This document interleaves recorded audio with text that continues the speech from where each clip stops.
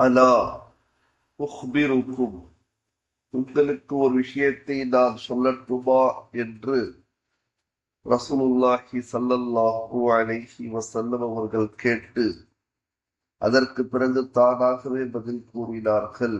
பிமன் யஹ்ருமு அலன்னார், நரகத்தில் நுழைவது எவருக்கு ஹராமோ, ஒபிமன் தஹ்ருமு அலைஹின் நாரு, எவரை நரக நெருப்பு தீண்டுவது ஹராமோ உங்களுக்கு தெரியுமா என்று கேட்டார்கள். இரண்டு கேள்விகள். ஒன்று, நரகத்தில் நுழைவது எவருக்கு ஹராம். இரண்டாவது கேள்வி, எவரை நரக நெருப்பு தீண்டுவது ஹராம் என்பதை உங்களுக்கு நான் சொல்லவா என்று கேட்க, அதற்கு பிறகு நபி அவர்கள் பதில் கூறினார்கள். அலா குல்லி கரீபின் ஹக்கீரின் சஹலின், எவரிடத்தில் மூன்று தன்மைகள் இருக்குமோ, ஒன்று கரீபின், மக்களுடன் நெருங்கி இருப்பார், எப்பவுமே தனியா இருக்க மாட்டார், மக்களுடன் நெருங்கி இருக்கக்கூடியவர், உறவினர்களுடன் நெருங்கி இருக்கக்கூடியவர், மனை மக்களுடன் நெருங்கி இருக்கக்கூடியவர் ஒன்று.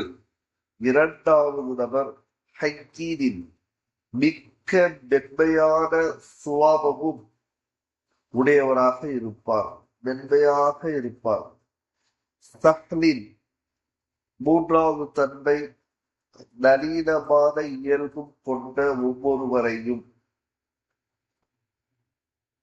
நரகத்தில் நுழைவது எவருக்கு ஹராம், எவரை நரக நெருப்பு தீண்டுவது ஹராம் என்பதை உங்களுக்கு நான் சொல்லவா?